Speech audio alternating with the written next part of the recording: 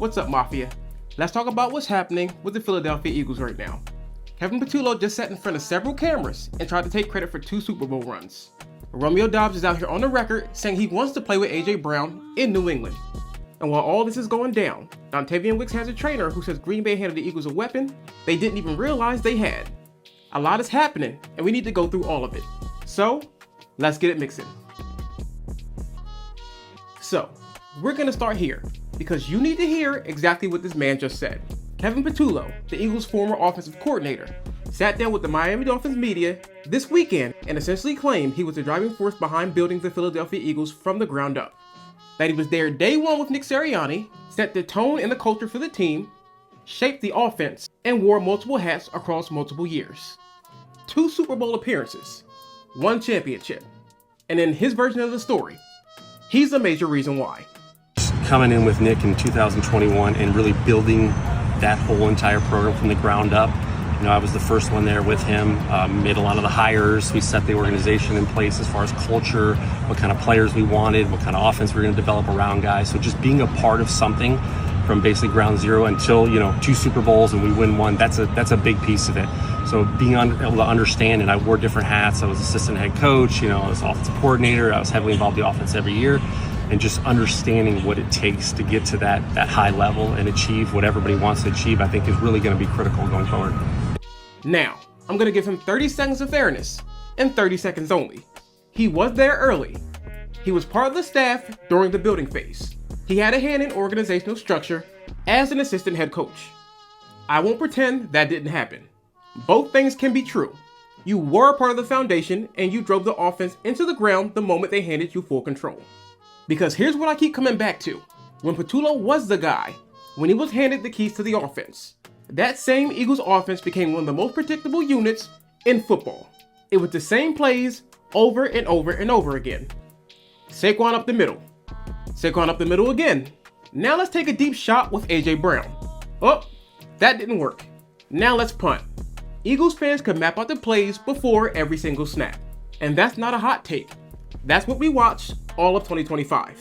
In every single report that has come out this offseason, every anonymous source, every insider piece has pointed directly back at Patullo as a central part of the problem. This didn't just come from fans. Reporters were saying it also. Sources inside our very building were saying it too. So I'm just gonna come out and say it. Kevin Patullo is the worst thing that's happened to the Eagles since Chip Kelly. And that's saying something. But here's what I find telling though. Since Patullo was let go, every photo, every clip, every piece of content the Eagles have put out showing Jalen Hurts at offseason workouts. QB1 is smiling. He's laughing. He looks like he's having a good time. He looks like a man who's back happy playing football. Now with new offensive coordinator Shawn Mannion, Jalen Hurts is making adjustments to get back to playing his best football. That's the story. Not Patullo trying to rewrite his own history in a Miami press conference. He's gone, and we no longer have to deal with that mediocrity. The Shawn Mannion era starts now, and I genuinely cannot wait to see what this offense looks like when it's finally unleashed. Alright, now on to the schedule. Week 5, October 11th, 9:30 a.m. in the morning, on the NFL Network. The Philadelphia Eagles will be playing the Jacksonville Jaguars at Wembley Stadium in London. And I already know that half of you aren't happy about this. And I get it. Nobody wants to drag themselves out of bed at 9 a.m. on a Sunday to watch their team play in another country. And honestly, that's a fair complaint. But here's where I push back on that. The Philadelphia Eagles are listed as the away team, meaning that Lincoln Financial Field gets to keep all of its home games. That's a big deal that's getting overlooked. Now, on to the actual matchup. Do not sleep on the Jacksonville Jaguars. That team is not a bunch of pushovers. They have a young defense that's ascending. They just re-signed Trayvon Walker. They moved Travis Hunter to the defensive side of the ball full time. And Trevor Lawrence, by the time week 5 rolls around, he tends to be hitting his stride. He's typically a slow starter who plays his better football as the season goes on. So this is a real test on the road, overseas, in uncomfortable territory. And this Eagles team needs to go handle that. For some history, Philadelphia is 5-3 all-time against Jacksonville and has won the last 5 straight meetings. The last time these two teams played in London was in 2018. with Carson Wentz and Doug Peterson on the sideline. The Eagles won that game 24-18. The most recent matchup between these two was in 2024. The Eagles won 28-23. The record is there. The edge is there. But you still have to go out there and earn it, especially in a setting like this. This next one flew under the radar for most people, but I want to make sure we talk about it. The Eagles put out a short off-season training video this week, and in it, if you blink, you miss it. Johnny Wilson is in it squatting, moving around, and looking healthy. That matters more than people are giving credit for. Wilson suffered a serious lower body injury at practice on August 19th of 2025. He was rolled up on in training camp. His season was over before it even started. The guy went from ascending preseason standout to watching from the sideline in the span of one rep. Before that injury hit, he was playing some of the best football of his young career. His rookie season, he was already the Eagles' most reliable run-blocking receiver, with 325 run-blocking snaps as a rookie. And then, in the 2025 preseason, after working through some early drop issues in camp, Johnny Wilson started catching fire. 3 catches, 73 yards against the Bengals. He looked like a guy who's about to carve out a legitimate role in this offense. Then August 19th happened. This wide receiver room is already stacked. Devontae Smith, Dontayvion Wicks, Mekhi Lemon. The competition this offseason is real, and I don't think that Johnny Wilson is getting cut. But this is absolutely his prove-it moment. His roster spot is not guaranteed by name alone. What he has going for himself is rare. The catch radius on this kid is unusual for his size. He moves like a smaller receiver, but creates mismatches like a big one. If the hands stay clean and the body holds out through training camp, I have Johnny Wilson being a real factor in this offense.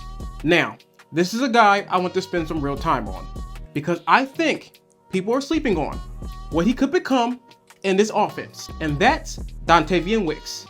Reporter Caden Steele published a piece this week that's worth your attention. He sat down with wide receiver coach David Robinson, a trainer who's worked with some of the best pass catchers in the league. And Robinson is currently working with Wicks this offseason. And what he had to say was significant. Robinson said Wicks has enormous upside. He described him as someone with a lot of promise and has real flash in his game. He said Wicks is going to bring a different element to this Eagles offense. Intermediate crossing routes, comeback routes, slants, and real chain moving ability on third down. And Robinson called him a legitimate red zone threat. Robinson also said directly that he believes Green Bay made a massive mistake letting Wicks go. And that's something I loved hearing. Now pair all of that with the contract. The Eagles acquired Wicks for a 5th rounder this year and a 6th rounder next year. They then turned around and gave him a 1-year extension at $12.5 million. That's not something you do for a death piece. That's the Eagles telling you exactly how they see this guy as a player. Now I'll be straight with you. The drops are a real conversation. In Green Bay, it was a constant issue, but Robinson addressed it head on, and his explanation makes a lot of sense. Wicks was never given consistent playing time with the Packers. He'd be in the lineup for a few weeks, and then he was out. And you can't build rhythm that way. You can't build trust with a quarterback or offensive coordinator when you're rotating in and out based on injuries and matchups. In Philadelphia, he's going to get consistent reps. And Robinson has spent this entire offseason specifically targeting that problem, building his hands to work under pressure. 2 years ago on ESPN's Open Metric Separation Tracking, he ranked 3rd or 4th in the entire NFL with a 75% separation rate. Now put that ability across from Devontae Smith on the outside, slide Mekhi Lemon into the slot, and defensive coordinators are going to have a real problem on their hands. So we've got a hungry player in a new city with a point to prove. Those are the guys who normally go off. Now, on to the last topic, and this one has been sitting on the back of my mind all week. Romeo Doubs, wide receiver for the New England Patriots, was asked this week about the A.J. Brown speculation, and he didn't dodge it. He said he has a ton of respect for A.J. Brown. He acknowledged that A.J. Brown and Patriots head coach Mike Vrabel do have history. And then Doubs said straight up, he would love to have A.J. Brown as a teammate in New England if the Eagles move on from him. A lot of rumors this offseason about the Patriots acquiring A.J. Brown. Just as a fellow veteran receiver, just how much do you respect him in his game? I have a ton of respect for him. I mean, he's been a dude in this league for quite a long time. I understand that, when he first got in the league, Coach Rabel was his coach. So, again, I understand there's a lot of rumors going around. Like, if he's here, I'd love to have him here. Let me be clear about the facts. A.J. Brown has not publicly asked for a trade. That has not happened. But when you step back and look at the full picture, the Eagles used a draft pick on a wide receiver. They extended Dontayvion Wicks. A.J. Brown has not been a part of any Eagles events this offseason. You honestly don't need anyone to spell it out for you. The direction this is heading in is not hard to read. June 2nd is the date that matters. That's when the post-June 1st designation kicks in, and the Eagles can move on from A.J. Brown's contract while taking the biggest cap savings. That date is weeks away.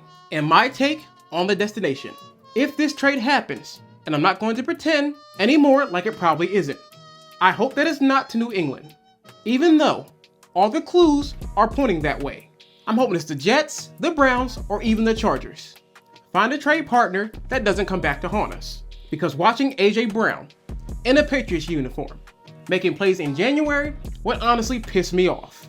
Whatever June 2nd brings, trust what this front office is building in real time. So, here's where we are right now. Patullo is gone, and his team looks better for it. Jalen Hurts is locked in with the new offensive coordinator. He's smiling, and he's ready. Johnny Wilson is looking healthy and has everything to play for. Dontayvion Wicks is being sharpened by one of the best wide receiver trainers in the country and has a chip on his shoulder the size of Green Bay. And the A.J. Brown situation is going to reach a conclusion in a matter of weeks, whether you're ready for it or not. There's a lot of noise right now around his team. Always in Philadelphia. People pushing narratives. People counting this out. People acting like our Super Bowl window is closing. But when I look at what's actually being built, the roster moves, the relationships being formed, the hunger across the entire locker room, I'm not worried. I'm locked in. I think this team is going to remind a lot of people why you never count the Philadelphia Eagles out. The answers don't come in May. They come in September. And I have a feeling when the first snap of the offseason hits, we're all going to remember real fast what this team is capable of. And if you made it to the end, you already know you're part of the Mafia. Drop a like on this video. Leave a comment below. Subscribe if you haven't already. And hit that notification bell. We're covering every single move this Eagles team makes this offseason, and we're not slowing down. So once again, I've been Brother Shy, and this has been the Midnight Green Mafia.